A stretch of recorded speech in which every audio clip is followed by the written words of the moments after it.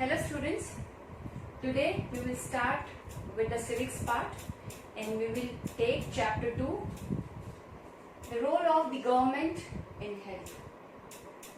By reading the name of the chapter we can come to know that here we are going to talk about health and which kind of role the government is playing for taking care of the health of the people.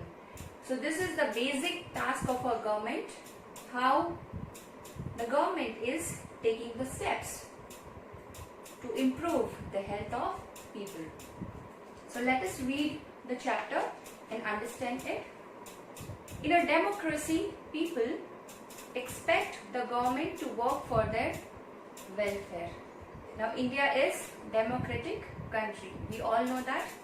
So in the democratic country, people always expect that government should work for the welfare of the people. This could be through the provision of education, health, employment, housing, or the development of roads, electricity, etc. So these are the areas, for these areas the government should take care. In this chapter we should examine the meanings and problems related to health. Now which kind of problems the people are facing in our country related to health, that we will see in this chapter. So first point here we have is, what is health? What is the meaning of health? Actually, what do we understand by health? So let us understand that.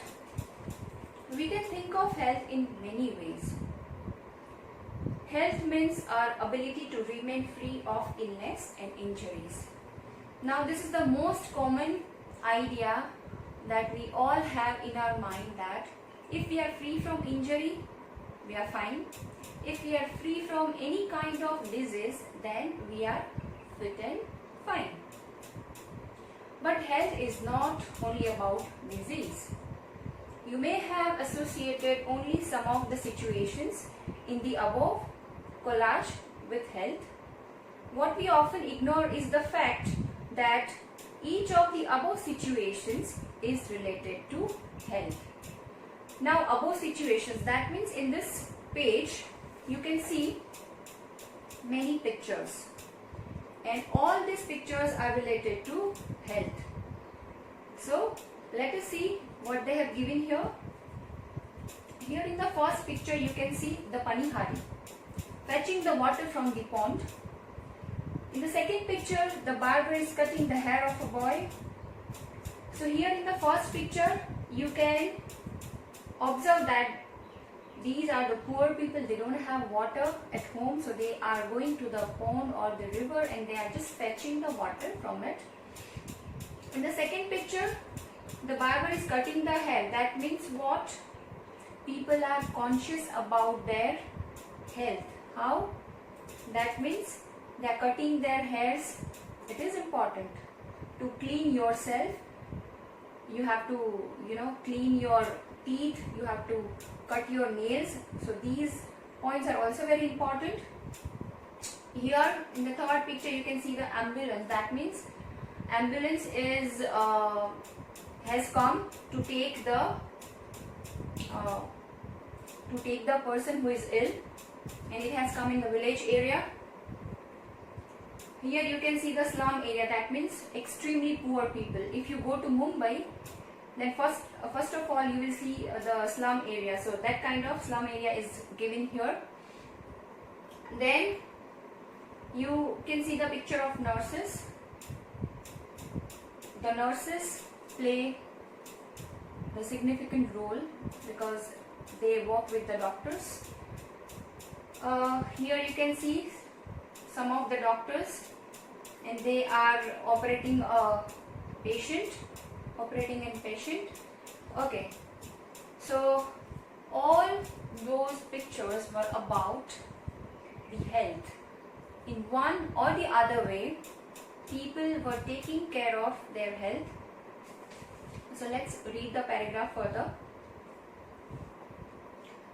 Apart from disease, we need to think of other factors that affect our health. Now there are many other factors that affect our health. Say for example, drinking water. We all have RO system at our home, so we don't have to go outside to fetch the water. But poor people do not have any option. They have to go out for drinking water. On the other hand, if people do not get adequate food to eat or have to live in cramped conditions, they will be prone to illness. Now here we are talking about poor people. They do not have enough food to eat. So it can happen that maybe they have certain diseases because they do not get certain vitamins, because they cannot buy all the food items and they can cook at home. And then the second point is, some poor people are living at that kind of place where you will see dirty water is passing through, and somewhere you will see the water is stagnant and so many mosquitoes you see over there, and they are just cooking beside that kind of dirty area. So this kind of environment affects a lot to the health. All of us would like to be active and in good spirits in whatever we may be doing. It is not healthy to be dull, inactive, anxious or scared for long stretches of time. Now we people have money, we people have good house, we people have good nice car, but many times we are suffering from anxiety and stress. So here we are talking about the mental health. So poor people have different kind of problem. They have physical problem, they have physical health problem, and the rich people have mental health problem. So ultimately health problem is there, but here the kind of problem has changed. Okay, so next now let's go to next page. Healthcare in India. So here we are taking the third point, healthcare in India. Now the government of India is taking which kind of steps for taking care of the health of the people. So let us understand that. Let us examine some of the aspects of healthcare in India. Compare and contrast the situation expressed in the first and second columns. Okay, so here you can see the table is given. In this two table, they have not given the title. So this is your task to give the title after reading the content of it. So let's read the left side first. India has the largest number of medical colleges in the world and is among the largest producers of doctors. Now India has many medical colleges and doctors, and approximately 15,000, not the number of students, 15,000 new doctors qualify every year. So every year you can see 15,000 doctors come out. Healthcare facilities have grown substantially over the years. In 1950, there were only 2,717 hospitals in India. In 1991, there were 11,174 hospitals. In 2000, the number grew to 18,218. So here you can compare the count of the hospitals. So slowly and gradually the number has increased of hospitals. So it's a good sign for us. India gets a large number of medical tourists from many countries. They come for treatment in some of the hospitals in India that compare with the best in the world. So many times India is getting the medical tourists, and they also come for the treatment in India. India is the fourth largest producer of medicines in the world and is also a large exporter of medicines. So if we talk about the medicines, So India is producing a large number of medicines, and India is also exporting these medicines. So that was all about the healthcare of India. Now let's read the right side of the column, what they have written. Most doctors settle in urban areas. Now see, many and most of the doctors, they stay at urban areas, that means city area. People in rural areas have to travel long distances to reach a doctor. Now here the poor people face a lot of problems because they have to travel a lot. They are staying away from the city area. The number of doctors with respect to population is much less in rural areas. About 5 lakh people die from tuberculosis every year. This number is almost unchanged since independence. Almost 2 million cases of malaria are reported every year, and this number is not decreasing. Now see, malaria, we all know fever, it's a kind of fever and it happens due to mosquito. So here we have observed that the number has not decreased of this fever, which is malaria. So somewhere we are lacking at this point. We are not able to provide clean drinking water to all.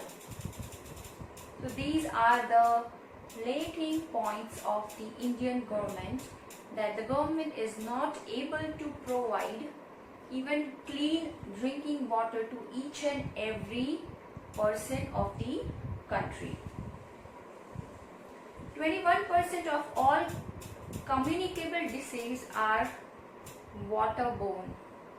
That means most of the disease which we are having is related to water.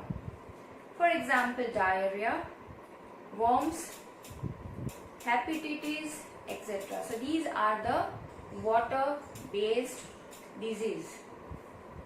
Half of all children in India do not get adequate food to eat and are undernourished. Now poor people, actually they are not developed people, they are not that healthcare centers, laboratories, hospitals that can provide the required care and services that patients need, so that they do not have to travel a long distance. In order to run such facilities, we need health workers, nurses, qualified doctors and other health professionals who can advise, diagnose and treat illnesses. See, now if the medical centers are there, the laboratories are there, blood banks are there, but we also need medical staff. Only with the help of these centers we cannot get the adequate facility. We need medical staff as well to treat the patients. Like you can see, in the situation of COVID-19, medical staff is running like anything, right? Now next we have is, we also need the medicines and equipment that are necessary for treating patients. If the hospital does not has enough beds, then where the patients are going to take rest? If they do not have particular tools or machines for the treatment of the patients, then the doctors are helpless without this. These facilities are required to take care of us. India has a large number of doctors, clinics and hospitals. The country also has considerable experience and knowledge in running a public healthcare system.